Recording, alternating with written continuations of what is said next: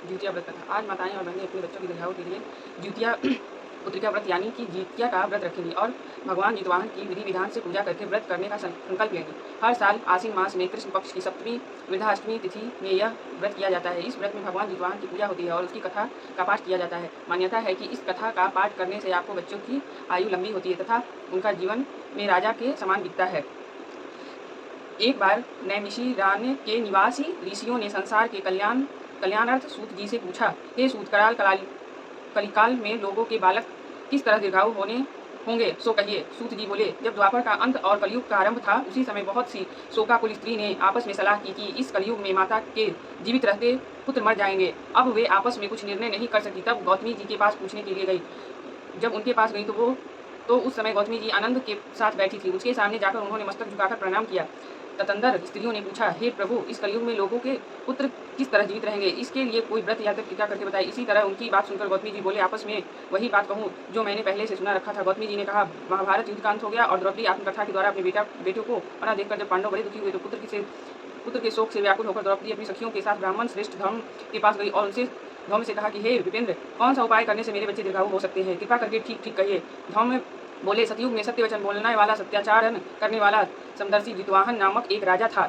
एक बार वह अपनी स्त्री के साथ अपनी ससुराल गया और वहीं रहने लगा। एक दिन आधी रात के समय पुत्र के शोक में व्याकुल कोई स्त्री रोने लगी, क्योंकि वह अपने बेटे के दर्शन से निराश हो चुकी थी। उसका पुत्र मर चुका था। वह रोती हुई कहती थी, हाय, मुझ बूढ़ी माता के सामने मेरा बेटा मारा जा रहा है। उसका रुदन सुनकर राजा जितवाहन का तो मानो हृदय विदर हो गया। वह तत्काल उसी स्त्री के पास गए और उससे पूछे, तुम्हारा बेटा कैसे मरा। बूढ़ी माता ने कहा, गरुड़ प्रतिदिन आकर गांव के लड़कों को खा जाता है। इस पर दयालु राजा ने कहा, माता, अब तुम रो मत, आनंद से बैठो, मैं तुम्हारे बच्चे को बचाने का यत्न करता हूँ। ऐसा कहकर राजा उस स्थान पर गया जहाँ गरुड़ आकर प्रतिदिन मांस खाया करता था। उसी समय गरुड़ भी उस पर टूट पड़ा और मांस खाने लगा। तब अतिशय तेजस्वी गरुड़ ने राजा को बायां अंग खा लिया तो झटपट राजा ने अपना दाहिना अंग फेर कर गरुड़ के सामने कर दिया। यह देखकर गरुड़ जी ने कहा, तुम कोई देवता हो? कौन हो तुम? मनुष्य तो नहीं जान पड़ते।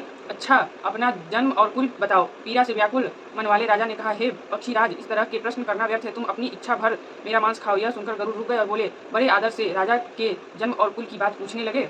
राजा ने कहा, मेरी माता का नाम है सव्या और मेरे पिता का नाम है शालीवाहन। सूर्यवंश में मेरा जन्म हुआ और जितवाहन मेरा नाम है। राजा की दयालुता देखकर गरुड़ ने कहा कि हे महाभाग, तुम्हारे मन में जो अभिलाषा हो वह मांगो। राजा ने कहा, हे पक्षीराज, यदि आप मुझे वर दे रहे हैं तो वर दीजिए कि आपने अब तक जिन प्राणियों को खाया है वे सब जीवित हो जाएं। हे स्वामिनी, अब से आप यहाँ बालकों को न खाएं और कोई ऐसी उपाय करें जहाँ जो उत्पन्न हो वो बहुत दिनों तक जीवित रहे। धौम्य ने कहा कि पक्षीराज गरुड़ राजा को वरदान देकर स्वयं अमृत के लिए नागलोक चले। वहाँ से अमृत लोक लाकर उन्होंने उन मरे हुए मनुष्य की हड्डियों पर बरसाया। ऐसा करने से सब लोग जीवित हो गए जिनको कि पहले गरुड़ ने खाया था। राजा के त्याग और गरुड़ की कृपा से वहाँ लोगों का बहुत कष्ट दूर हो गया। उस समय राजा के शरीर की शोभा दुगनी हो गई थी। राजा की दयालुता देखकर गरुड़ ने फिर कहा, मैं संसार के कल्याणार्थ एक और वरदान दूं। आज अश्विनी कृष्ण सप्तमी से रहित शुभ अष्टमी तिथि है। आज ही तुमने यहाँ की प्रजा को जीवन दान दिया है। वे वत्स, अब से यह दिन ब्रह्म भाव हो गया, जो मूर्ति भेद से विभिन्न नामों से विख्यात है। वही त्रिलोकी की पूजा दुर्गा अमृत प्राप्त करने के अर्थ में जीवित पुत्रिका कहलाएगी। सो इस तिथि को जो स्त्रियां उस जीवित पुत्रिका की और कुश की आकृति बनाकर तुम्हारी पूजा करेगी तो दिनों दिन उनका सौभाग्य बढ़ेगा और वंश की भी बढ़ोतरी होगी। हे महाभाग, इस विषय में विचार करने की भी आवश्यकता नहीं। हे राजन, सप्तमी से रहित और उदय तिथि की अष्टमी को व्रत करें, यानी सप्तमी विधि अष्टमी जिस दिन हो उस दिन व्रत न कर शुद्ध अष्टमी को व्रत करें और नवमी में पारण करें। यदि इस पर ध्यान न दिया जाए तो फल नष्ट हो जाएगी और सौभाग्य हो तो अवश्य नष्ट हो जाएगी। जितवाहन को इस तरह वरदान देकर गरुड़ वैकुंठ धाम को चले गए। राजा और अपनी पत्नी के साथ वह नगर को वापस चले आए।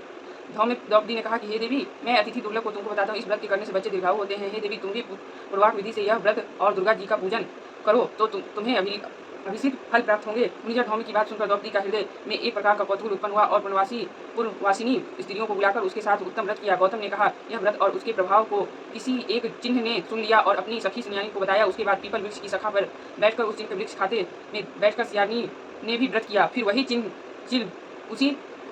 वही चिल किसी उत्तम ब्राह्मण के मुंह से यह कथा सुनाई और पीपल के खाते हुए बैठी और अपनी सखी को सुनाया। सियानी ने आधी कथा सुनी थी कि उसे भूख लग गई और वह उसी समय 100 से भरे शमशान में पहुंची। वहां उसने इच्छा भर मांस खाया और चिलनी बिना कुछ खाए पिए रह गई और सवेरे हो गया। सवेरे वह गौशाले में गई और वहाँ गौ का दूध पिया। इस तरह नवमी को उसने पारण किया। कुछ दिन बाद वो दोनों मर गई और अयोध्या में किसी धनी व्यापारी के घर में जन्म ली। संयोग से उन दोनों का जन्म एक ही घर में हुआ। सियारनी ज्येष्ठ हुई और चील छोटी। वे दोनों सभी शुभ लक्षणों से युक्त थी, इसीलिए बड़ी लड़की काशीराज के और छोटी लड़की मुंशियात के गर्भपतन अग्नि के सामने विधिपूर्वक ब्याही गई। बंधन देवता की जय। विधिपूर्वक ब्याही गई। जन्म पूर्व जन्म के कर्म फल से वह मृगयनी रानी हुई। जिस किसी भी संतान को उत्पन्न करती वह मर जाती और पूर्व जन्म की बातों को स्मरण करने वाली मंत्री की पत्नी ने अष्ट वसुओं के स्त्री तेजस्वी 8 बेटे उत्पन्न किए और सभी जीवित रह गए। अपनी बहन के पुत्रों को जीवित देखकर ईर्ष्यावश राजपत्नी ने अपनी स्वामी से कहा कि यदि तुम मुझे जीवित रखना चाहते हो तो इस मंत्री के भी पुत्र को उसी जगह भेज दो जहाँ मेरे बेटे गए हैं, अर्थात इन्हें मार डालो। यह सुनकर राजा ने उस मुंशी के पुत्रों को मारने के लिए कई प्रकार के उद्योग किए, पर मंत्री पत्नी ने जीविका पुत्र के पूर्ण बल से बचा लिया। एक दिन राजा ने अपने आदमियों से उन पुत्रों को सिर कटवाकर पटरी में रखवाया और वो पटरी ऊपर माता के पास भेज दिया, किंतु वो 8 सिर निष्कृति जवाहरात हो गए और भले चंगे वे 8 लड़के उनकी माता के वापस चले आए। उनको देखकर राजपत्नी को बड़ा विस्मय हुआ। अंत में वह मंत्री की पत्नी के पास गई और उससे पूछा, बहन तुम कौन से ऐसे पुण्य किया जिससे बार बार मारे जाने पर भी तुम्हारे बेटे मरते नहीं? इस पर मंत्री की पत्नी ने कहा, पूर्व जन्म में मैं चिन्ह थी और तुम सियारनी। हमने और तुमने साथ ज्योति का व्रत किया था। तुमने व्रत के नियमों का भली भांति पालन नहीं किया था और मैंने किया था। इसी दोष से हे बहन तुम्हारे बेटे नहीं जीते और राजरानी अब भी तुम उस ज्योति का व्रत को करो तो तुम्हारे बेटे दीर्घायु होंगे। मैं तुमसे सच सच कह रही हूँ। उसकी कथा अनुसार रानी ने व्रत किया, तभी से उसके बेटे सुंदर और दीर्घायु होकर बड़े बड़े राजा हुए। सूत जी कहते हैं कि इस प्रकार का आनंद लेने वाले मैं यह दिव्य व्रत बतलाया। स्त्रियाँ चिरंजीवी संतान चाहती हो तो विधिपूर्वक यह व्रत करें। बंधन देवता की जय। चलो ऐसा सब कोई सियारो ऐसा कोई ना।